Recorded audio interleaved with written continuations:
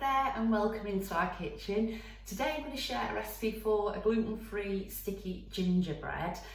This is a recipe that I heard about through my dad's neighbour. She said that her grandson had requested that she made this sticky gingerbread. It's something that he absolutely loves and that she makes all the time.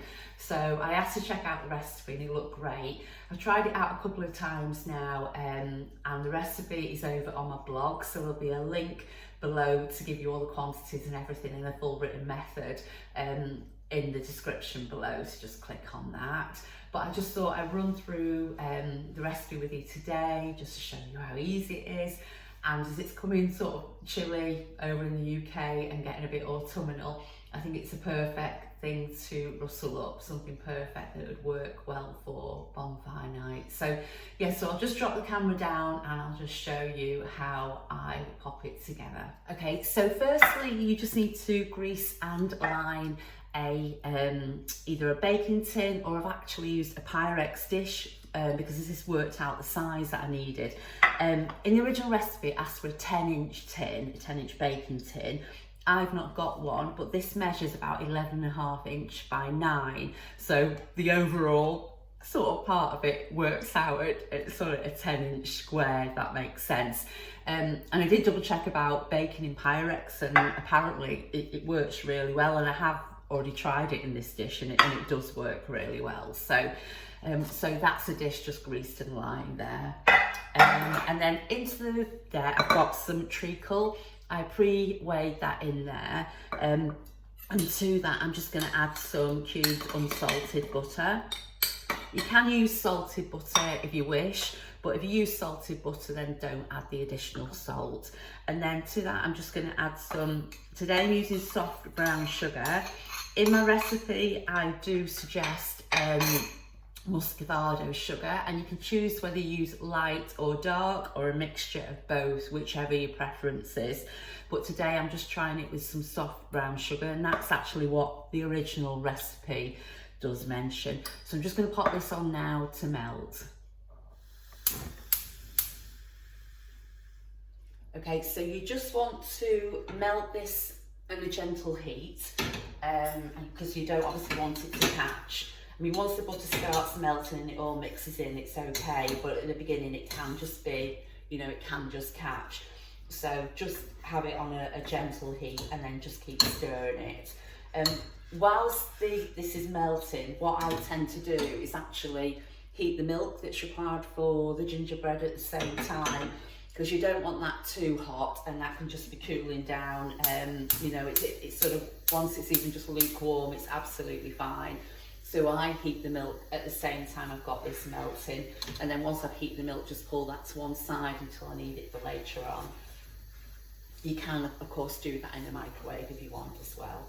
So just going to gently melt this, and then I'll just show you what it looks like when it's all melted. Okay, so with the milk, it's just not quite come up to the boil, but I'm not going to use that quite yet. So I'm going to leave that to one side, and that will be the perfect temperature for when I do then need it, because you literally just need it sort of lukewarm to warm, not boiling. So say we'll just pop that to one side until I need it. I'm still currently melting this in the pan, and I will just show you what it looks like in there. Okay, so that's all melted down now and smells really nice. So I'm just going to leave that to one side, turn the heat off and just leave that there. That's absolutely fine. I've just put the oven on now to preheat because that's a perfect time to do that. And then I'll just show you what I do next. So into this bowl now I'm going to pop some gluten-free plain flour. I'm using Asda today. As you know, that's, if you've watched my videos before, you know that's my go-to gluten-free flour. So I'm just going to sift that through.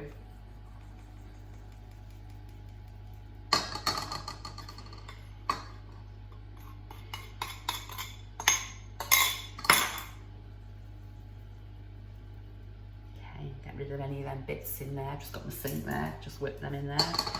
Okay, and then into that I've got ginger. It's a tablespoon of ginger, but as I mentioned before, the recipe, you just click the link in the description and you'll get the full recipe for all your quantities that you need. So into that I put the ginger, the ground ginger, and then also cinnamon as well. With spices, if you need to be gluten free, you just need to double check that there's no may contain on there or any gluten containing ingredients. And to that as well, excuse me, I'm going to add a teaspoon of xanthan gum, because there's no xanthan gum in the flour. I feel with a cake it does need that just to hold it together. So if your flour has xanthan gum in already, then don't bother about putting it in. So I should also say xanthan gum or guar gum. If you spot that in your gluten-free flour, then you don't need xanthan gum going in.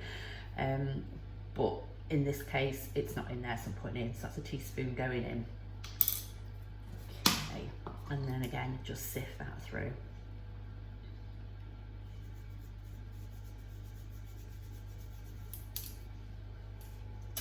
And I just like to give that a little mix then, just to mix all the ingredients in there, to blend them through nicely.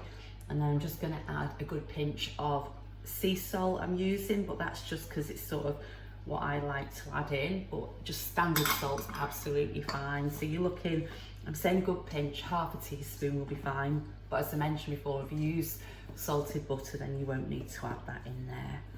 Okay, so that's just nicely blended. Okay, so the treacle butter and sugar that we melted before, I'm just going to add a couple of beaten eggs into that, and then just give it a stir. That's why I think it's quite good that once you've melted this, you just leave it whilst you sift in your flour and your spices. So I think this isn't too hot, if you can hear me over the stove.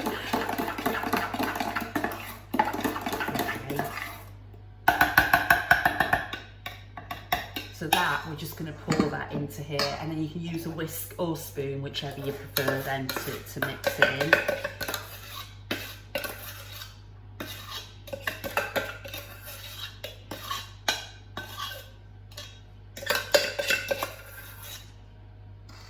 There we go. Just going to whisk this in then.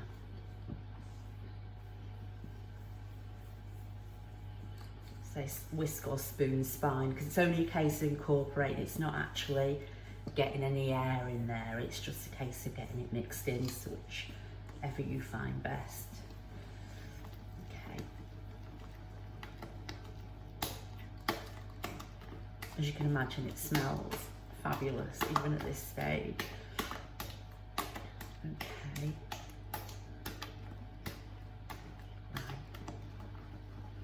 So you just want to mix that in until it's nice and smooth like that. And then we've got the milk.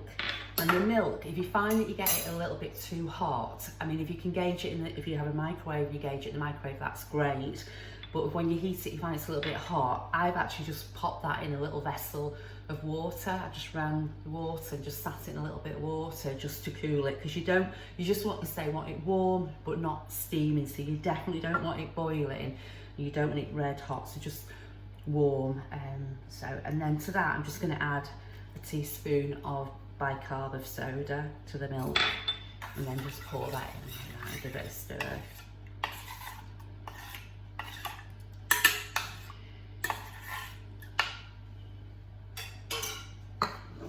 And then we're going to just pour that into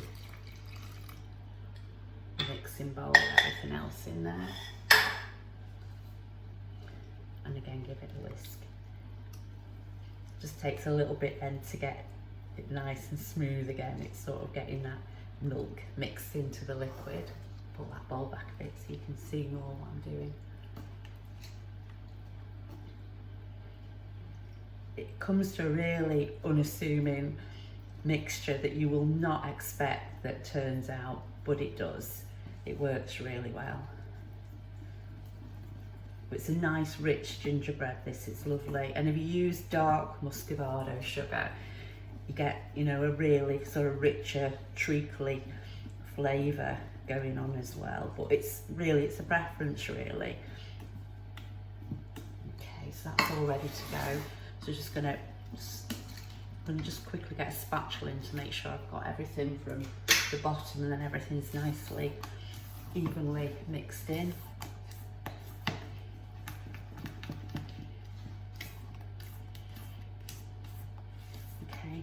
and then that's it. So that's how it looks there. I'm just going to pour that in there to the prepared tin or Pyrex dish in my case.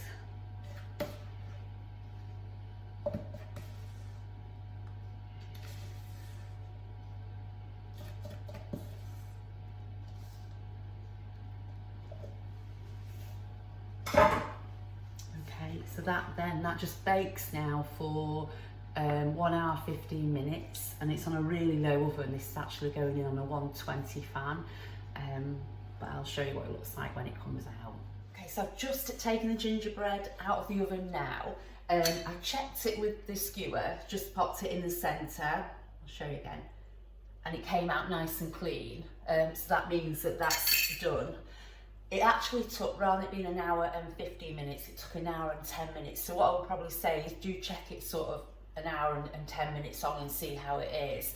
I mean, you're supposed to depending on what tin you've got, that could make a little bit difference to the cooking time. But that's done. So just going to let that cool completely, and then once it's cooled completely, and it can stay in there, and can just turn it out then, and then cut it into portions, and then it's really nice with butter, but you can have it just on its own, or sometimes people like with custard. I know I like with custard as well. I've also got a recipe on my blog that is just a ginger sponge that works really well with custard, but this would work as well with custard. So that's it. So that's the gingerbread. So I'm just going to cut it and butter it afterwards and show you a quick shot of that, but that is it. So yeah, so that's the sticky gingerbread, which I've actually affectionately named as Brenda's sticky gingerbread on the blog. And the reason I've done that is because it was Brenda that introduced me to the recipe. The original recipe did come from one of those freebie books that came with actually Brenda's cooker years and years ago, so it's with a hot point cooker. And what I would say is those freebie books are brilliant, and so many recipes will adapt to being gluten-free if they're not naturally gluten-free. So do, check out all your favourite recipe books to see if there's any cakes and things like that you fancy giving a go, and just switching the flour and making sure all the other ingredients are all right. So that's the video for today. I'm hoping to be back again soon to share another one with you.